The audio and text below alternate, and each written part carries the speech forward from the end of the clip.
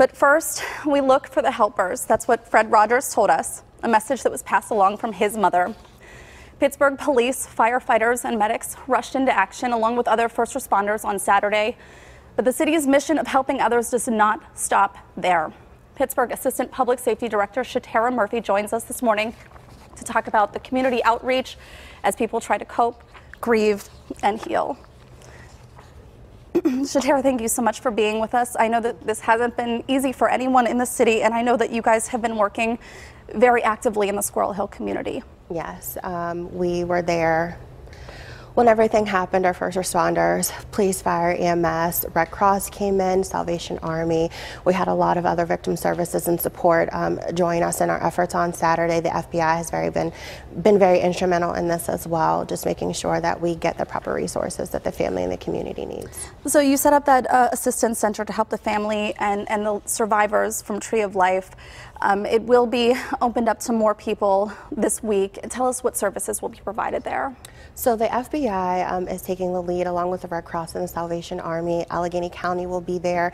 And please excuse me, I'm sure I'm forgetting some others. There's just been a lot that have been helping us as we try to rebuild our community and restore hope for residents and neighboring members of the city of Pittsburgh. But at the Jewish Community Center, the Family Assistance Center will be set up. The hours will be 9 a.m. to 8 p.m. Monday through Thursday, and then on Friday and Saturday, 9 a.m. to 5 p.m. You can get services there for those that were injured and their next of kin, victims and their next of kin, and the deceased and next of kin. So there will be grief counseling. If there are any resources beyond grief counseling that those family members and community members need, they can get that support at the JCC. And we will be talking with one of the Red Cross volunteers and mental health providers here coming up in just a bit. What will you be doing in the coming days as well and weeks as this community tries to heal?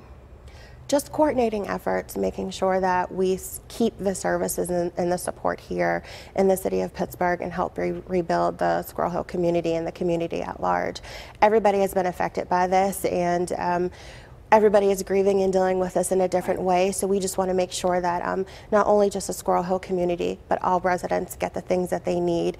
Everybody copes differently, and everyone handles grief differently, and we just want to continue to send that message that we need to come together as a community and to support one another. So you were there Saturday, seeing the community come together so quickly. Tell me about that, because I know this is deeply impacting you and everybody within the city as well. It was beautiful. There was beauty in the darkness.